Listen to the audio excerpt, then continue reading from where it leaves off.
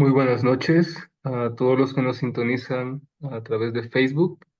Bienvenidos a una nueva actividad de la Asociación de Matemáticos de El Salvador. En esta ocasión contamos con la participación del doctor Aarón Ernesto Ramírez. Él es catedrático, investigador de la Universidad de El Salvador, específicamente de la Escuela de Matemática. Y en esta ocasión va a impartirnos una charla titulada Resultados básicos sobre teoría de integración. Los dejo con el doctor Ramírez. Buenas noches, doctor, y bienvenido. Hola, ¿qué tal? Buenas noches. Bueno, antes que nada, pues agradecerles, ¿no? Agradecerles a Mates, pues, por la invitación. Bien, esta charla, lo que tengo planificado es comentarles, ¿no? Algunos resultados básicos eh, de teoría de integración, pero bueno, eso es digamos, quiero hacer la charla así más bien informal.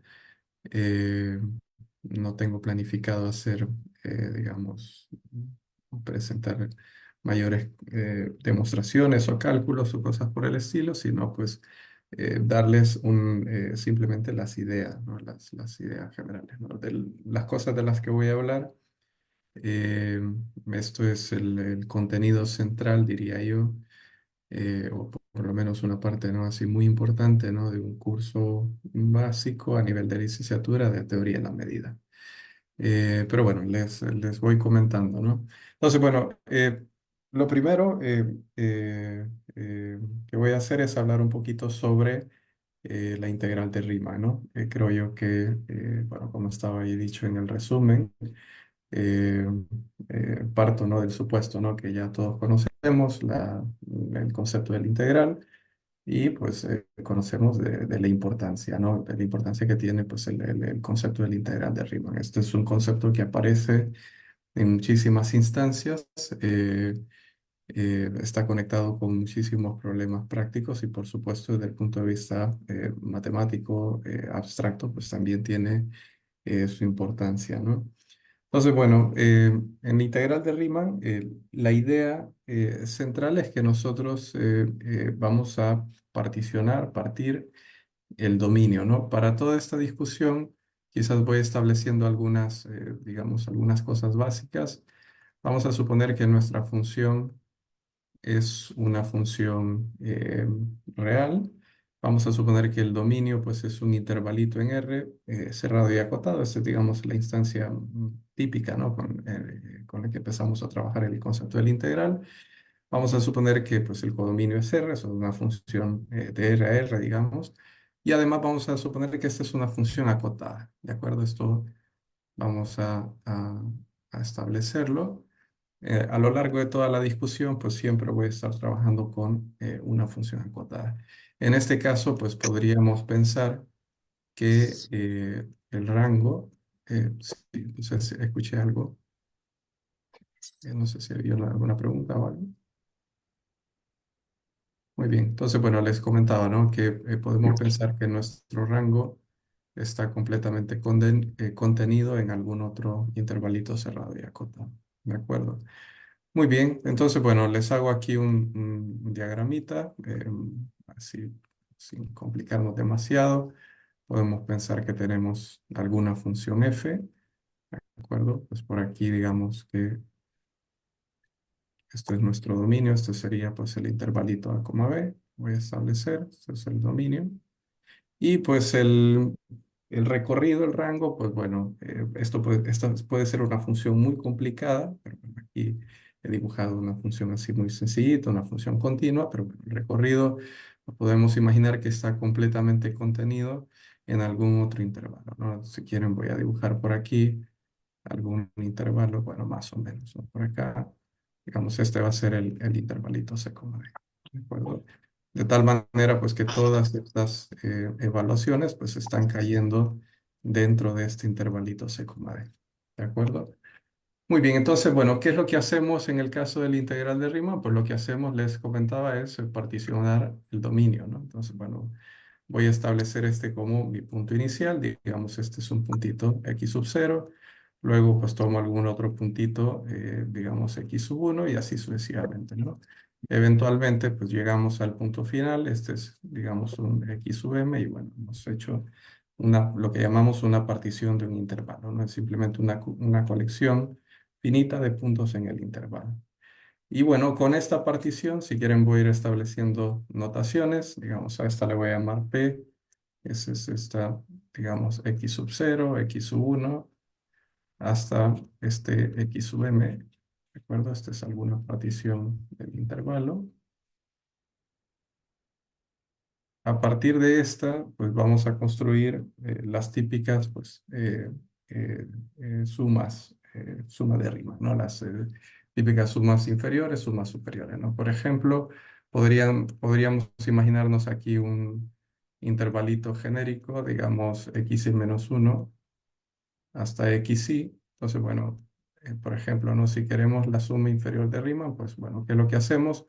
En este dominio, pues evaluamos f de x y escogemos lo más chiquito posible, ¿no? Técnicamente eso sería calcular el ínfimo de las evaluaciones, f de x para todos los x que están en este intervalito y bueno, con esa altura consideramos este rectangulito, ¿de acuerdo? Y hacemos eso en cada uno de estos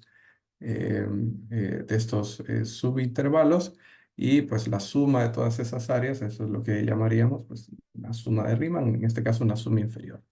Si quisiéramos considerar una suma superior, pues la misma historia, solo que ahora pues consideramos la mayor de las evaluaciones, ¿no? Digamos, calcularíamos el supremo de f de x para x en este intervalito x sub i, x sub i menos 1, x sub i, ¿de acuerdo? Muy bien. Bueno, normalmente, ¿cómo denotamos estas expresiones? Pues, bueno, la nomenclatura en inglés típica, ¿no? Esto sería las sumas inferiores, L, del inglés, ¿no? De Lauer. Pues las sumas, en este caso, pues esta suma inferior, la función f con respecto a esta partición p, pues sería algo así, ¿no? La suma de, digamos, un ínfimo m sub i multiplicado por x sub i menos x sub i menos 1, suma i desde 1 hasta n, donde en este caso estoy definiendo este m sub i como el ínfimo de las evaluaciones f sub x, tal que x pertenece al intervalito x sub i menos 1, x sub i, ¿de acuerdo? Solo estoy haciendo pues para cada uno de los i entre 1 y n. ¿De acuerdo? Análogamente podríamos definir las sumas superiores, ¿no? Pues las sumas superiores, pues hacemos algo parecido, pues me queda algo así, ¿no? La suma de ciertas cantidades, aquí le voy a llamar m mayúscula sub i, multiplicado por x sub i menos 1, suma i desde 1, digamos, hasta m, donde este m mayúscula sub i, en este caso sería el supremo, ¿no? Quiero ver si lo escribí bien. En este caso era el ínfimo, ahora es el supremo. El supremo de f de x, tal que x pues pertenece al intervalito x sub i menos 1, x sub i. ¿De acuerdo? Muy bien. Ahora, con estas expresiones, pues, ¿qué es lo que sucede? Bueno, que para cualquier partición P, pues resulta que esto de aquí está fungiendo pues como cota inferior de todas estas, ¿de acuerdo? Es decir, podemos pensar que hacemos correr a lo largo de todas las posibles particiones del intervalito A, B, me tomo una de estas fijas, esta está funcionando pues como cota inferior de todas estas y viceversa, ¿no? Esa aquí está funcionando pues como cota superior de todas estas, ¿de acuerdo? Entonces, bueno, podemos considerar para el caso el supremo de estas sumas o el ínfimo de estas sumas y bueno, podemos establecer una serie de desigualdades y a partir de esto pues, definimos lo que se conoce pues como la integral inferior de Riemann y la integral superior de Riemann. ¿De acuerdo? Entonces, bueno, les escribo rápidamente pues la definición. Entonces, bueno, para el caso definimos lo que vamos a entender como la integral inferior, digamos desde A hasta B de nuestra función. O sea, le voy a poner aquí una rayita, estoy denotando que este es un integral inferior y específicamente como estamos desarrollando teoría de integrales de Riemann. A esto le voy a poner aquí una R para hacer referencia. Esta es una integral de Riemann. Entonces, bueno, esto lo vamos a definir como el supremo de todas estas sumas inferiores. ¿De acuerdo? Tal que pues esta P es alguna partición del intervalo. Análogamente, podemos definir, esto sería pues la integral eh, inferior, ¿no? Esta sería la integral inferior, específicamente de Riemann, ¿no? De Riemann, de f a lo largo del intervalito, ¿de acuerdo? Análogamente, pues podemos definir pues la integral superior, la misma historia, ¿no? Esto lo vamos a anotar con una rayita aquí arriba, esto va a anotar pues la integral superior, pues esta la vamos a definir como el ínfimo de las sumas superiores, ¿no? Entonces estas sumas, tal que P, esto es partición del intervalito A, B, ¿de acuerdo? Muy bien, y bueno, propiedades básicas que ustedes pues, conocen. Pues bueno, ¿qué está pasando? Que pues en cualquier caso siempre vamos a tener que la integral inferior de Riemann está siendo dominada por la integral superior de Riemann. ¿De acuerdo?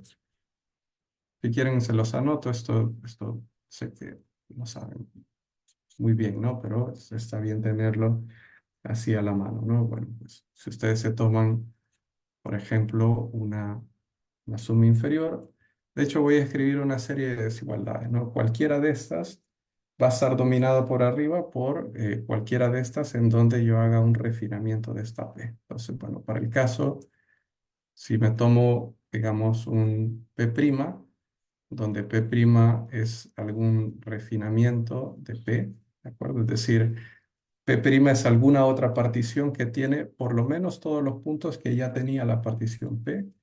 Entonces, en este caso, pues lo que va a suceder con las sumas inferiores es que pues van a ir incrementando. Bueno, no necesariamente va a incrementar, pero en cualquier caso no va a decrecer. ¿De acuerdo? Y pues además esto está dominado pues por la integral inferior. Además, esto está dominado por la integral superior. Y aquí me quedan todas las desigualdades al revés. Ahora la que vendría es la suma superior, pero con respecto a P'. Y luego pues la suma superior con respecto a la partición más gruesa, la P. ¿De acuerdo? Eh, si quieren aquí, bueno, quizás agrego un pequeño detalle, ¿no? Esto es como estamos asumiendo que nuestra función f es una función acotada. Además, pues estas sumas, tanto inferior como superior, siempre son números finitos. Esto es para el caso es estrictamente mayor que menos infinito. Y aquí el otro lado puede agregar una desigualdad más. Esto es estrictamente menor que más infinito. ¿De acuerdo? Entonces, bueno, tenemos todas estas propiedades. Esto es en general. Y el detalle, digamos, la parte importante para nosotros en toda esta discusión, que es lo que quiero eh, digamos, ver así con un poquito más de cuidado es, bueno, esto de acá, ¿de acuerdo? En general, pues lo que va a suceder, les decía, es que la suma, la integral inferior, perdón, de Riemann, pues va a estar dominada por la integral superior, ¿de acuerdo? Ahora, podría suceder, y este es un caso especial, podría suceder que esto sea una igualdad, ¿de acuerdo? En ese caso, pues es exactamente lo que definimos como una función que sea Riemann integral. En el caso que una función es Riemann integral es justamente cuando se cumple la igualdad, que no tiene por qué suceder. Pero si sucede, pues bueno, para nosotros eso va a ser un caso interesante, ¿no? Y definimos su integral justamente como el valor común, ¿de acuerdo? Muy bien, esa es la definición. Estoy haciendo así un pequeño repaso, pero bueno, definición. En el caso que se cumpla, ¿no? Que para nuestra función f, vuelvo a insistir, estoy asumiendo que esta es una función acotada, en el caso que la integral inferior coincida con la integral superior, y de hecho voy a agregar de nuevo aquí las R's para enfatizar que estoy hablando de integrales de Riemann en este caso. Entonces, bueno, decimos que la función f es Riemann integral. Esa es nuestra definición. ¿De acuerdo? Y en este caso, pues definimos su integral como este valor numérico. Y definimos pues la integral de f, bueno, voy a hacer de nuevo específico, la integral de Riemann de f como el valor común. ¿De acuerdo? Esto es lo que vamos a denotar simplemente como la integral de sin las rayitas, ¿no? Esto de nuevo aquí le escribo, ¿no? Estoy hablando de integral de Riemann, pues bueno, esto lo vamos a, en este caso coincide pues con la integral superior y pues coincide con la integral inferior, ¿de acuerdo? Y de nuevo, quiero aquí enfatizar que esto de acá, esto es un número real. Esto es un número real, entiéndase, esto es un número finito. Un número finito. No, en ningún caso voy a obtener eh, cosas raras, ¿no? Como que esto explote a más infinito o a menos infinito. Eso, de momento, eso está fuera del alcance de nuestra teoría, ¿de acuerdo? Esto de aquí va a ser un número real, puede ser cero, puede ser positivo, puede ser negativo, pero al final de cuentas va a ser un número real, ¿de acuerdo? Muy bien, ese es nuestro concepto del integral de Riemann. Ahora, la pregunta central, y esto es, digamos, eh, uno de los aportes más importantes, ¿no?, que hizo Lebesgue, es en qué momento se da la igualdad. ¿De acuerdo? ¿En qué momento vamos a tener que se va a cumplir que la integral inferior de Riemann coincide con la integral superior de Riemann? Esa es nuestra pregunta. ¿De acuerdo?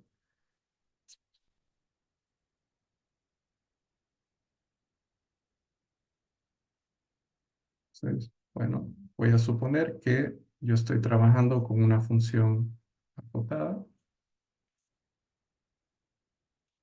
Pues mi pregunta es, ¿cuándo esta función f es Riemann integrable?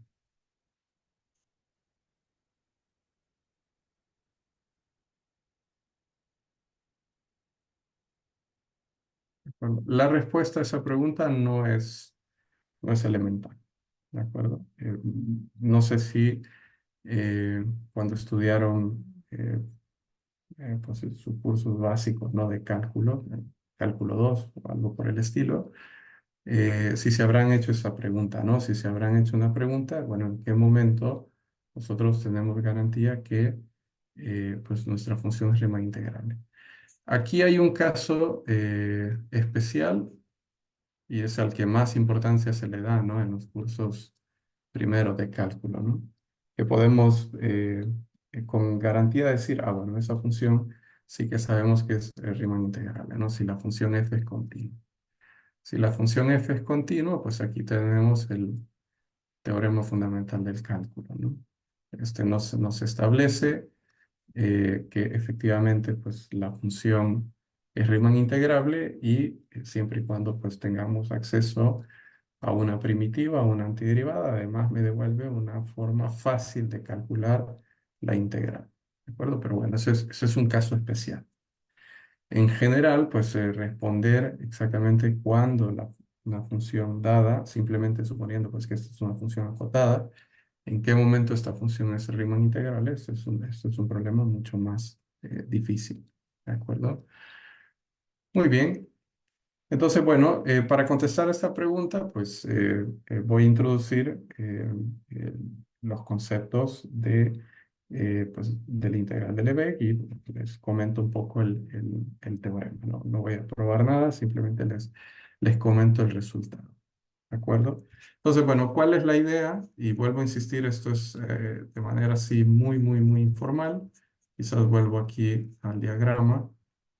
La diferencia central, esto hay que construirlo con bastante más cuidado, pero bueno, digamos, en esencia, la diferencia entre el concepto del integral de Riemann y lo que voy a comentar ahora, el concepto del integral de Lebesgue, es que vamos a hacer un cambio en lugar de hacer una partición de este dominio A, B, lo que vamos a hacer ahora es una partición de este recorrido, de este intervalo C, D.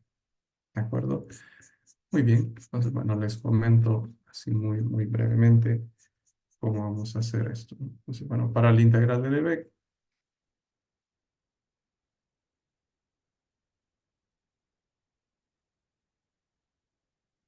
pues ahora lo que consideramos es una partición de, el recorrido, ¿no? Entonces, bueno, ahora consideramos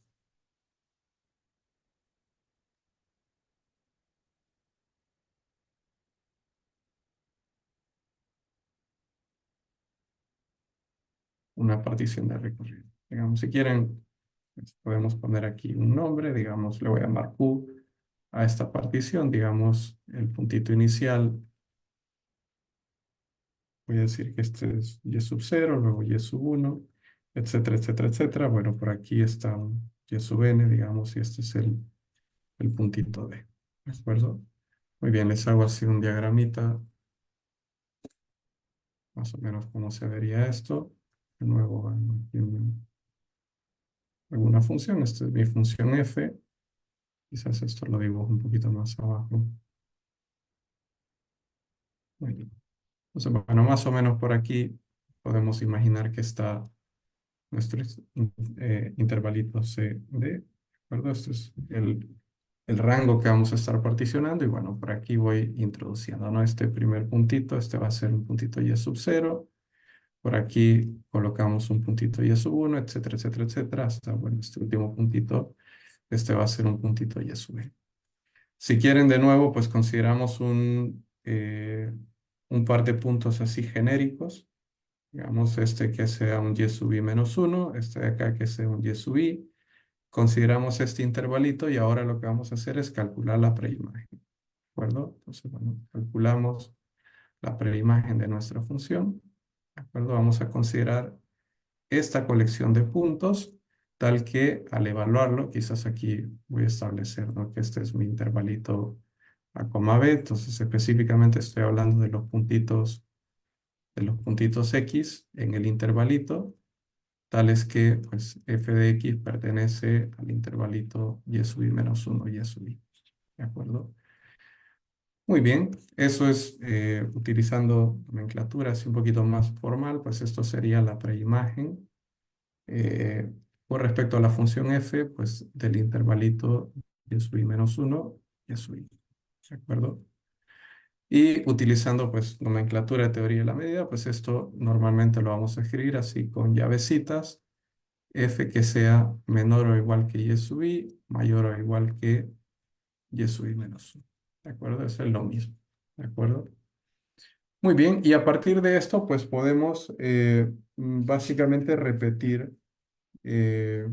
repetir el proceso. ¿De acuerdo? ¿Cuál es la dificultad? Bueno, hay una parte que se vuelve más fácil y ahora no tengo necesidad de estar calculando las m minúsculas, m mayúsculas que tuve que hacer antes, de los ínfimos y supremos de las evaluaciones, porque bueno, aquí esto sería el ínfimo, pues por construcción sería el y sub i menos 1, el supremo sería el y sub i, ¿de acuerdo? Aquí la dificultad está en la descripción de este conjunto de acá, ¿de acuerdo? Aquí, bueno, en este diagrama, pues pareciera pues, que esta preimagen es un intervalito, pero realmente este conjunto puede ser un conjunto muy complicado, ¿de acuerdo? Depende de la función. Esta particularmente pues es una función continua y bueno, este diagrama ha quedado así bastante simplón, ¿no? Pero sí nuestra función f es una función más complicada, ¿no? Que tenga discontinuidades, que tenga, digamos, comportamientos erráticos o cosas por el estilo, pues bueno, este conjunto acá puede ser difícil, ¿no? Y entonces, en el momento que yo quiero calcular, digamos, las áreas de los rectángulos, pues yo requiero tener una noción de, bueno, cómo voy a medir la base, ¿de acuerdo? Es decir, sería algo así como, bueno, el área de un rectángulo sería pues la medida de la base por la altura, digamos, y sub i menos uno, pero el problema está en la medida de la base. ¿De acuerdo? Entonces, bueno, aquí es donde pues, entran todos estos conceptos de la construcción de lo que se conoce como la medida de Lebesgue en la recta real, que es una función que generaliza el concepto de la longitud de un intervalo. ¿De acuerdo? Tiene una serie de propiedades, pero bueno, eso es intuitivamente la idea que quiero que se lleven, ¿no? Que podemos definir una función que generaliza la longitud de intervalo. ¿Y por qué me interesa la longitud de intervalos? Porque bueno, esto, aunque no lo escribí, eh, explícitamente, ¿no? Pero está en las fórmulas, ¿no? Es decir, aquí, por ejemplo, cuando estoy calculando este x sub i menos x sub i menos uno, aquí lo que estoy haciendo esencialmente es calcular la longitud del intervalo x sub i menos uno x sub i. ¿De acuerdo? Entonces, lo que voy a hacer ahora es reemplazar estas longitudes por, digamos, un concepto bastante más sofisticado, ¿de acuerdo? Muy bien, ahí pues bueno, en el desarrollo, ¿no? Del concepto este de medida, ¿no? Que acarrea de alguna manera pues estas buenas propiedades, ¿no? Que tiene pues la longitud de intervalo, pues ahí está vinculado mucha gente, ¿no? Pero bueno, de nuevo pues le ve que ahí vuelve a ser preponderante. Muy bien, entonces, bueno, así sin entrar en demasiados detalles, digamos, esto les quedaría, la teoría es muy parecida, ¿no? Digamos, puedo definir unas sumas eh, inferiores, le voy a poner ahí un asterisco solo para distinguirlas de las sumas que hicimos antes, ¿no? Las sumas de Riemann. Bueno, esta, por ejemplo, las inferiores me va a quedar algo así, ¿no? Suma de y sub i menos uno por, bueno, la medida, le voy a poner m, la medida de el conjunto donde la f es menor que y sub i y mayor o igual que y sub i menos uno. ¿De acuerdo? Esto suma, bueno, esto sería, perdón, i menos uno. Y desde uno hasta n, algo así. ¿De acuerdo? ¿De acuerdo? Esto sería pues una suma inferior. Ahora estos ya serían de Lebesgue, ¿no? Por hacer, digamos, la distinción a las otras. Análogamente pueden definir unas sumas eh, superiores, pues bueno, sería lo mismo. Ahora aquí ya no sería y sub i menos uno, sino que sería y sub i. Suma y sub i por la medida de estos conjuntos, ¿no? F que sea menor o igual que y sub i, mayor o igual que y sub i menos uno. ¿De acuerdo? Algo así. ¿De acuerdo? Sería pues la suma superior. Y por supuesto, esto me estoy hablando de f con respecto a cierta partición que me he tomado en el codominio. Pero bueno, análogamente a lo anterior, pues si ustedes se toman alguna partición fija, pues esto de aquí está fungiendo un rol de cota inferior de todas estas. Y entonces, pues a esto de acá, pues perfectamente le puedo calcular el ínfimo y eso va a quedar por arriba de todas estas. Y bueno, pues, podemos establecer de nuevo la serie de propiedades que teníamos antes, ¿no? Entonces, bueno, a partir de esta, pues definimos eh, lo que vamos a llamar, pues, integral inferior, integral superior. En este caso, serían del Lebesgue, ¿no? Entonces, definimos, pues, por ejemplo, ¿no? La integral inferior, pues este lo vamos a definir como el supremo de todas estas sumas inferiores, ¿de acuerdo? Donde estoy tomando todas las posibles particiones Q. De Q es alguna partición, en este caso, del recorrido secundario, ¿de acuerdo? Muy bien, esto sería pues lo que llamaríamos pues la integral inferior de f. Bueno, voy a hacer así específico, ¿no? La integral eh, inferior del EB de f a lo largo pues del intervalito común. Análogamente, pues podemos definir pues la integral superior del EB, pues esto sería el ínfimo de las sumas superiores, ¿no? De las u, donde ahora pues estoy tomando u que sea pues alguna partición del intervalito c, d, ¿de acuerdo? Y entonces pues de nuevo volvemos a tener las mismas desigualdades que antes, entonces se las escribo. Entonces bueno, tenemos, por ejemplo, si me tomo, perdón, esto es q. Bueno, si me tomo un refinamiento, pues esta suma inferior pues va a tender a crecer. Entonces, bueno, aquí podemos pensar que Q' es un refinamiento de Q, ¿de acuerdo? Todas estas además van a estar dominadas por arriba por la integral inferior del EB. Esta a su vez va a estar dominada por la integral superior.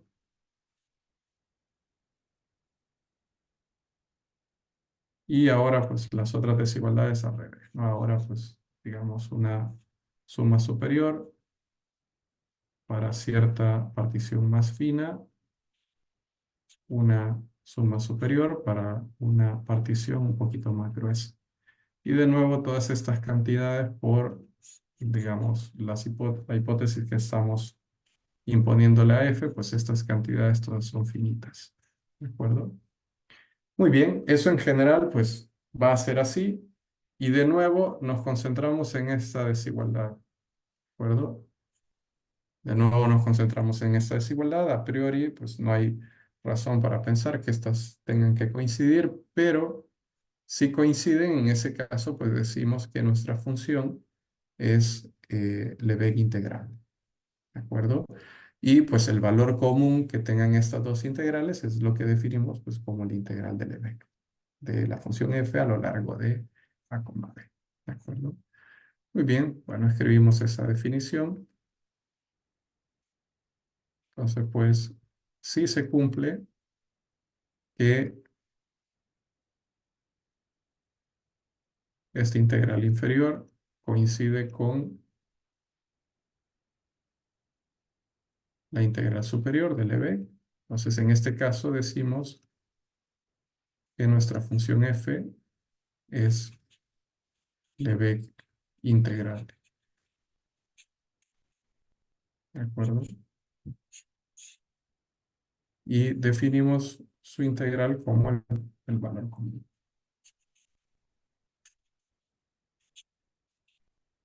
La integral de Lebesgue de f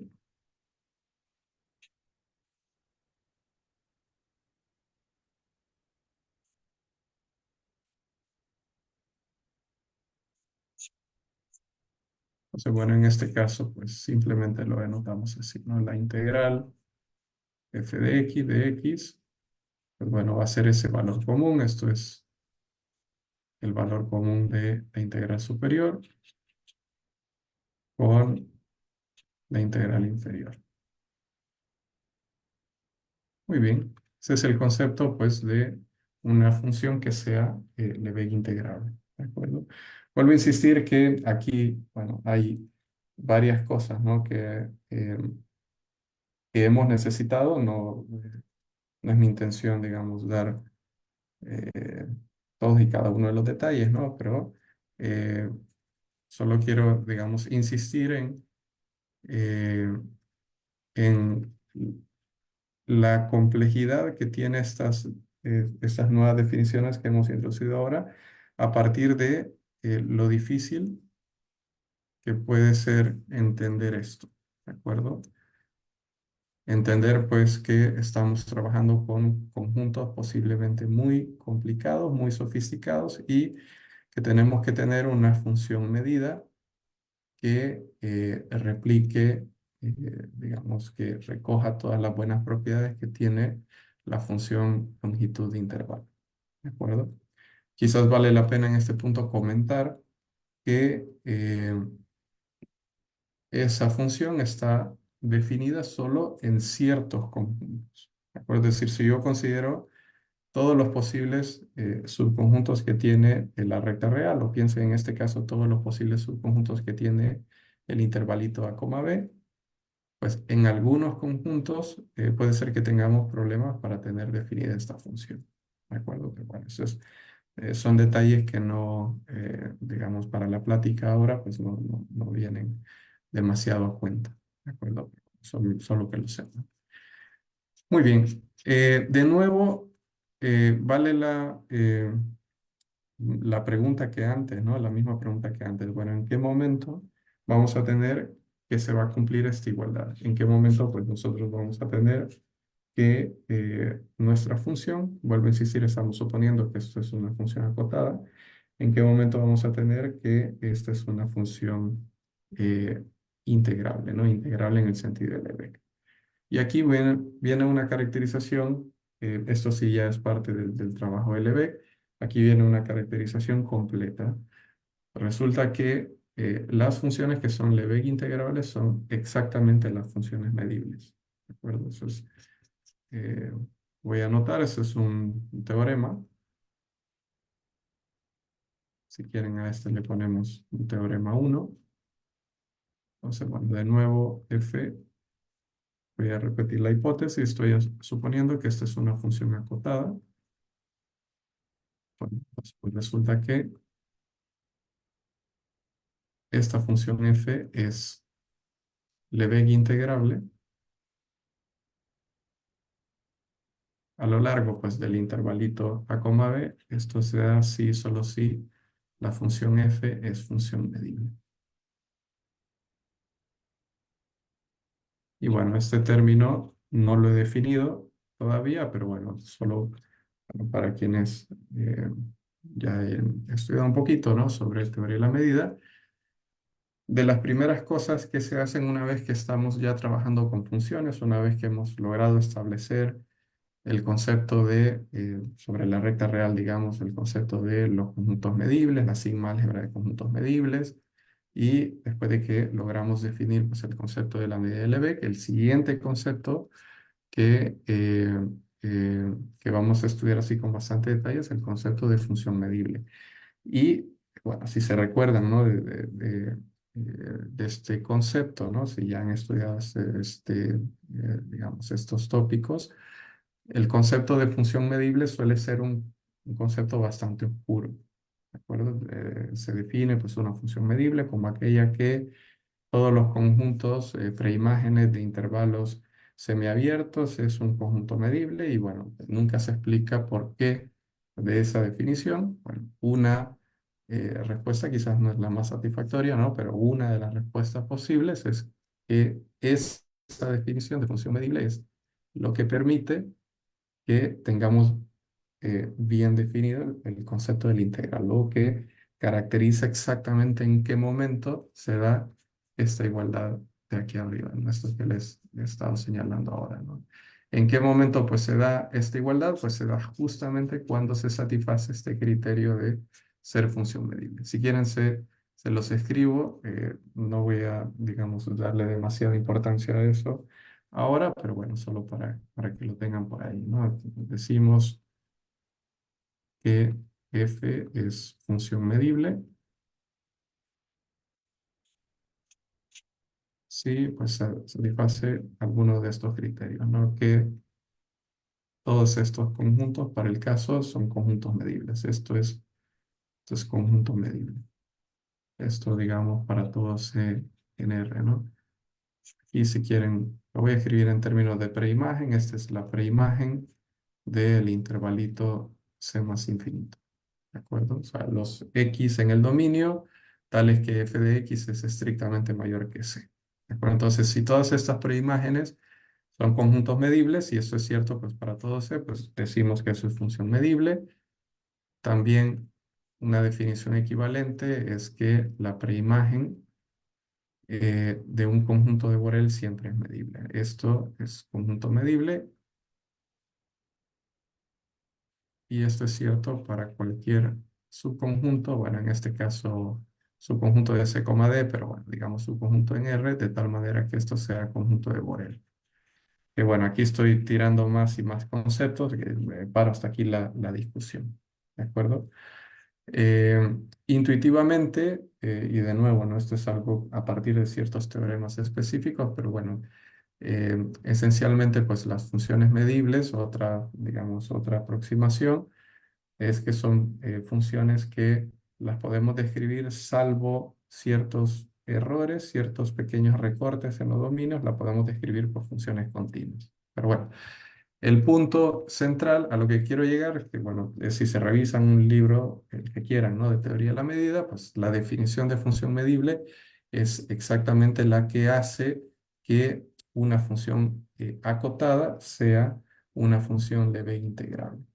Entonces, bueno, ese es un tema cerrado, ¿no? Todavía no nos queda claro en qué momento tendríamos una función Riemann integrable, pero al menos el caso de Lebesgue integrable, pues bueno, siempre y cuando podamos satisfacer alguno de estos criterios, son definiciones técnicas, pero relativamente son fáciles de verificar ya en funciones específicas, ya cuando estamos trabajando en ejemplos concretos pues ya eso nos responde de manera precisa cuándo vamos a tener una función Lebesgue integral. ¿De acuerdo? Muy bien. Otro resultado que me gustaría comentar antes de llegar al resultado principal es, bueno, hemos definido aquí pues dos conceptos de integrales, el concepto del integral de Riemann, el concepto del integral de Lebesgue, pues bueno, ¿hay alguna relación entre estos dos? Y bueno, la respuesta es que sí. Si ustedes tienen una función que es Riemann integrable, forzosamente esa función es Lebesgue integrable. Entonces, esto quiere decir que el concepto de la integral de Lebesgue engloba al concepto del integral de Riemann. ¿De ese es un teorema, lo voy a anotar por acá. Es un teorema 2. De nuevo, bajo el contexto, ¿no? De nuestras funciones, tal como lo hemos estado trabajando. Estoy suponiendo que esta es una función acotada. Pues resulta que si esta función es Riemann integrable, entonces es Lebesgue integrable. Entonces, bueno, si f es Riemann integrable, esto implica que la función f es Lebesgue integrable. Y no solo eso, sino que además los valores numéricos de esas dos integrales coinciden. Y además, pues resulta que la integral de Riemann coincide con la integral de Lebesgue. Muy bien, entonces, bueno, ese es también un resultado. Este es eh, relativamente más fácil de demostrar, ¿no? Que los otros resultados que hemos estado discutiendo, pero bueno, que también es importante tenerlo a la mano, ¿no? De alguna manera, pues este concepto de la integral de Lebesgue, pues engloba al concepto de integral de Riemann. Por ahí hay, digamos, algunas cuestiones que la teoría no es exactamente así. Por ejemplo, cuando en integrales de Riemann pues trabajan con integrales impropia, entonces bueno, ahí puede pasar que la definición de integral impropia de Riemann, esa funcione bien, pero que no quede englobado en el concepto del integral de Lebesgue. ¿De acuerdo? Pero bueno, ese es un tema quizás para otro día. Eh, muy bien. En esta implicación quizás vale la pena preguntarse, bueno, ¿y qué pasa con la implicación contraria, ¿no? Es decir, si yo tengo una función que es Lebesgue integrable, será cierto, será pues que es forzoso, digamos, que la función sea Riemann integrable, y bueno, la respuesta es que no. ¿De acuerdo? En general, pues solo porque una función sea Lebesgue integrable no necesariamente implica que la función sea Riemann integrable. Y les dejo aquí un ejemplito así muy básico. Esto se le conoce como la función de Dirichlet.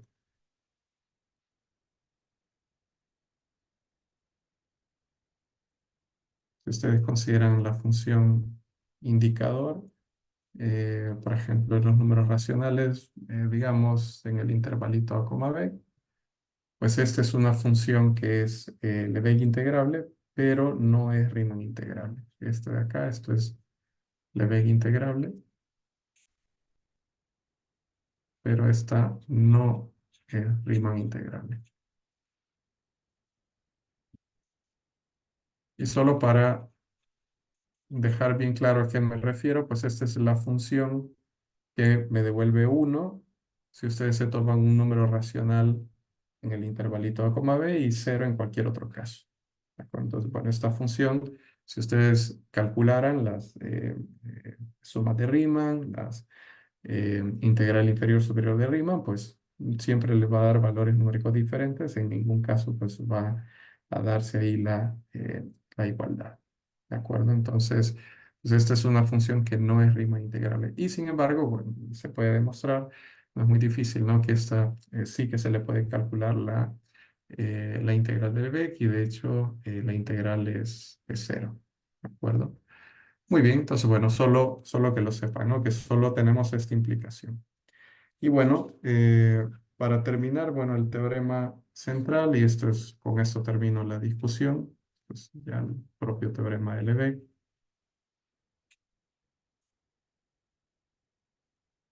Entonces la pregunta es, ¿cuándo tenemos una función acotada que sea Riemann integrable? Pues eso se da si, solo si ustedes colectan las discontinuidades de la función f, ese conjunto no es demasiado grande. Y bueno, específicamente me refiero a que ese conjunto tenga medida cero. ¿De acuerdo? Bueno, entonces escribo el teorema. Esta es una función acotada. Entonces, pues resulta que esta función es Riemann integrable.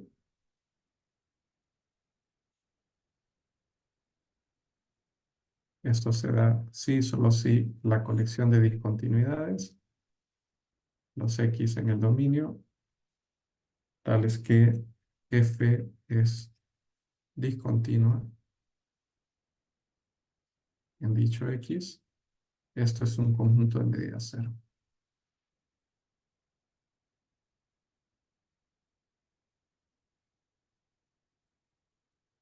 Y de nuevo, estoy aquí abusando un poquito de su confianza, ¿no? No he definido así con detalle a qué me refiero con el concepto de medida, pero bueno, solo para que se lleven una idea. Aquí me refiero, por ejemplo, que este conjunto sea, o bien puede ser, por ejemplo, el conjunto vacío, puede ser un conjunto finito, puede ser, por ejemplo, una sucesión, a eso se le conoce como un conjunto contable.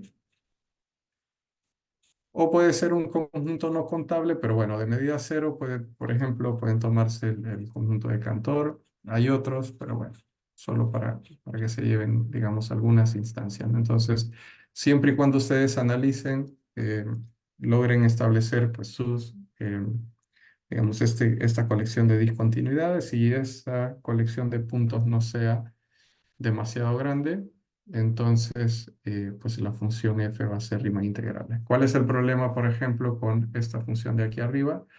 Que bueno, esta función tiene todo el intervalito a b como discontinuidad. Esta función pues en todo su dominio es discontinuo. ¿De acuerdo? Y ese dominio, estoy pensando por supuesto que este intervalito como es un conjunto no vacío, longitud estrictamente mayor que cero, pues bueno, la medida pues no es cero. ¿De acuerdo? Ese es el problema. Pero bueno, en cualquier otro caso, eh, siempre y cuando este conjunto tenga medida cero, pues entonces ahí sí que caemos en una función Riemann integral. Ejemplos prácticos, ¿cómo aplicar este resultado? Bueno, ya veíamos antes, bueno, ¿qué pasa si la función f es continua? Bueno, ahí pues la colección de discontinuidades es justamente el conjunto vacío. Pues bueno, ahí caemos en el caso de una función Riemann integral, ya les discutía antes, ¿no? Que ahí tenemos un teorema muchísimo más completo, el teorema fundamental de cálculo, que me da más información. Si la función f es continua por tramos o por trozos, como quieran llamarle, la misma historia, ¿no? Ahí la cantidad de discontinuidades es una conexión finita. Pero incluso podría suceder, eso ya no tiene, digamos, un nombre específico, ¿no? Podría suceder que esta f tenga más discontinuidades, tenga tantas discontinuidades como, qué sé yo, un conjunto de cardinalidad igual que el de los números naturales. Siempre y cuando esa colección de discontinuidades tenga medida cero, pues no hay problema. ¿De acuerdo? La función f sigue siendo Riemann integral. Muy bien, esa es un poco la discusión, lo que les quería comentar. Eh, pues no sé si tienen alguna duda, alguna pregunta, algún comentario. Gracias, doctor Ramírez, por la charla. En Facebook, bueno, no tenemos comentarios. Bueno, comentarios sí, pero no preguntas como tal, más bien son saludos. Eh, una pregunta, Ujú. así, ¿cuál diría que es la importancia del concepto de integral? Ya sea que nos limitemos a hablar de la integral de Riemann o en general de la integral de Lebesgue. La integral aparece en un montón de lugares, ¿no? Es decir, si por ejemplo van un día a pasar una consulta al médico, ¿no? Les hace un electrocardiograma o algo por el estilo. Pues estos ahí están midiendo áreas, ¿no? Es decir, bueno, quizás no hablé demasiado, ¿no? sobre este concepto, ¿no? Pero uno de los conceptos del integral es que si ustedes tienen una función, digamos, esta f, pues digamos, la integral me está devolviendo pues el área bajo la curva, ¿no? De la función f. Ahora, dependiendo de qué sea esta función f, esa área puede tener algún significado específico. ¿De acuerdo? Es decir, le digo, pregúntenle a algún médico de confianza, ¿no? Eh, de los exámenes que hacen, pues en muchas instancias lo que están haciendo es con algún dispositivo, pues eh, grafican una función y luego a la función le calculan el área. Si eso es importante, pues bueno, yo creo que sí, ¿no? Es decir, es cuestiones de salud. Igual, ¿no? Cosas aplicadas en física, en química, en biología, pues aparecen por todas partes, ¿no? Establecer cierto fenómeno que graficamos su función y que estamos interesados en calcular el área, ¿no?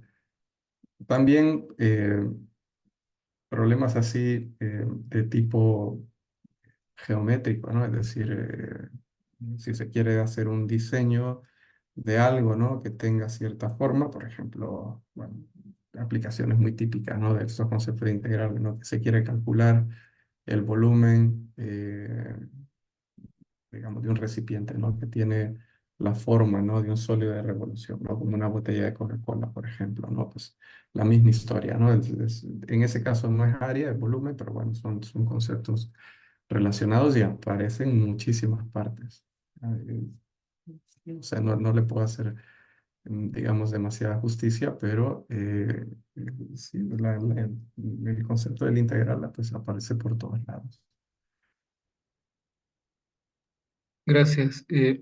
Puede ser también que a nuestro público le surja la inquietud de si las nociones de integral se limitan a integral según Riemann y según Lebesgue. ¿Es así o existen otras nociones de No, hay integrabilidad? más, hay más, hay más, hay varias nociones de integrales, dependiendo, ¿no? De lo que de lo que se esté haciendo, ¿no? Bueno, por ejemplo, ¿no? Esto entra dentro del el concepto de integrales desde el punto de vista de teoría de la medida, no exactamente el planteamiento del integral de Lebesgue, ¿no? La integral de Lebesgue es si bien específica de la recta real, a partir de la medida de Lebesgue y demás, ¿no? Pero, por ejemplo, una suma, esto, al final de cuentas, esto es una integral. con respecto a otro tipo de medidas, ¿no? Con respecto a lo que se conoce como medidas punto masa, ¿no? Pero esto de acá es un integral. Y hay otros conceptos, ¿no? Por ejemplo, en este caso yo estaba trabajando con una función específicamente, ¿no? Esta es una función real evaluada, pero bueno, aquí, por ejemplo, podría ser un vector aquí al otro lado, ¿de acuerdo? Entonces, esto ya es otro tipo eh, es otro tipo de concepto. Digamos, todo eso normalmente, pues siempre lo vamos a ver desde la óptica integral de Riemann-Stieltjes, si se quiere, que es una generalización. Pero bueno, ya si empezamos a entender esto como espacios, ¿de acuerdo? Esto de acá, por ejemplo, lo podría entender como un espacio de Banach. Esto de acá le puedo dotar también de cierta estructura y entonces esto ya lo veo de otra forma. Ahí hay otras nociones de integrales que a lo mejor son más apropiadas, ¿de acuerdo? Y bueno, hay, hay, hay más. Solo eh, lo dejo hasta ahí el comentario, ¿no? Que sí hay más nociones, aparte pues el concepto integral de Riemann e integral de Lebesgue. Ahora, lo que sí quizás me gustaría enfatizar, no sé si va por ahí un poco la duda, ¿no? Esto que voy a decir es incorrecto, pero bueno, es solo para que se hagan así una idea, ¿no? Cuando ustedes estudiaron la recta numérica, digamos, aquí está el cero, aquí está el uno, aquí está el 2, etcétera, ¿no? Bueno, aquí están los racionales, estos forman un conjunto denso, ¿no? Estos son los números racionales sobre la recta real y luego aparecen los irracionales, ¿no? Eh, ya juntando todo, pues ya pueden, digamos, se entiende la recta real como un objeto completo, ¿no? Aquí hay, es, la terminología tiene, digamos, una definición precisa, pero el punto, ¿no? Que ya cuando consideramos los números racionales y también los números irracionales, pues entonces esto ya tiene una estructura completa. Algo parecido pasa con las integrales. Si ustedes, digamos, se toman la integral de Riemann y la integral de Lebesgue, la integral de Lebesgue tiene una importancia teórica fundamental porque completa a las integrales de Riemann. ¿De acuerdo? La integral de Riemann es útil, así como son útiles los números racionales en la recta real. Por ejemplo, si ustedes quieren hacer una cuenta en una computadora, esos siempre son números racionales. Siempre. O sea, una computadora no entiende de números reales. No entiende de expansiones infinitas de decimales ni nada por el estilo. Siempre en una computadora los números con los que están trabajando son números racionales, ¿de acuerdo? De igual manera, ¿no? Cuando nosotros queremos calcular cosas, al final lo que vamos a hacer es siempre vamos a terminar calculando una integral de Riemann. O sea, no va a ser exactamente lo que queremos, es una aproximación, pero con la integral de Riemann nos interesa estudiarla porque nos devuelve esa facilidad, ese montón de técnicas para hacer cálculos. Pero teóricamente, en global, es la integral de Lebesgue la que las recoge todas. Estoy hablando en este caso, bueno, en el contexto que les decía antes, ¿no? Es decir, en este, ¿no? Para el caso, funciones de este estilo, si comparan integrales de Riemann versus integral de Lebesgue, pues la integral de Lebesgue completa a las integrales de Riemann, ¿de acuerdo? Pero ya al momento de hacer cálculos, aunque estemos trabajando con objetos abstractos, siempre vamos a recurrir a la integral de Riemann para sacar el número, si queremos hacer un cálculo. Es más, ni siquiera va a ser calcular la integral de Riemann, sino que aplicarle un método numérico para calcular ese valor de la integral de Riemann que se aproxima a la integral final que queremos, que es la integral de Lebesgue. ¿De acuerdo? Entonces, bueno, esa es un poco la idea que me gustaría que se lleven, ¿no? Que este concepto de integral de Lebesgue viene a completar el concepto de la integral de Riemann, algo similar como pues la recta real se completa ya cuando agregamos todos los números irracionales. Bueno, y finalmente, por si tenemos a alguien en el público que solamente tiene nociones intuitivas de qué significa integrar o conocimientos bastante básicos de esto, los temas de los que nos ha hablado ahora, como en qué nivel de una carrera de matemáticas se ven, digamos, como en qué semestre se abordan estos temas. Sí, bueno, nosotros en nuestro programa, ¿no? En la UES, este es el curso de teoría de la medida. El curso de teoría de la medida es un curso de quinto año, pero bueno, depende del programa, ¿no? Es decir, hay universidades que estos temas los están viendo en segundo semestre de una carrera de licenciatura en matemáticas. Estos temas muy probablemente en áreas así más aplicadas, como ingeniería, por ejemplo, no lo vean salvo en un posgrado, ¿no? A lo mejor si ya están trabajando, no sé, un doctorado en ingeniería química, puede ser que por el problema específico que estén trabajando requieran este tipo de conceptos, ¿no? Pero bueno, no lo van a ver en la carrera, ¿no? Pero bueno, hablando de la licenciatura en matemática, al menos para nosotros es al final de la carrera, pero en otros países, en otros lugares, pues puede ser de mitad de carrera o incluso más abajo, ¿no? Vuelvo a insistir, depende del programa. Para mí, digamos, un programa así estándar, esto debería ser algo de nivel cuarto año, tercer año, por ahí. Para nosotros, pues vuelvo a insistir, ¿no? En las nacionales. En el quinto año, que no está mal, por lo menos lo alcanzamos a ver, pero deberíamos hacer el esfuerzo de pasarlo un poquito más hacia atrás. Me refiero que fuera en un año previo, en algún año previo. Bueno, muchas gracias, doctor Aaron Ramírez, por su participación, por aceptar colaborar con la Asociación de Matemáticos de El Salvador. Bueno, cabe mencionar que el doctor Ramírez es parte de nuestra asociación y bueno, le agradecemos en nombre de Amates y en nombre de todo el público que hemos tenido a través de Facebook y pues le cedo la palabra para que se despida del público. Bueno, de nuevo, pues gracias a ustedes por el esfuerzo, ¿no? Yo sé que todos estos, digamos, estas iniciativas requieren bastante trabajo, bastante esfuerzo. Y bueno, de mi parte, pues contento, ¿no? De poder ayudar de vez en cuando, ¿no? En lo que se pueda.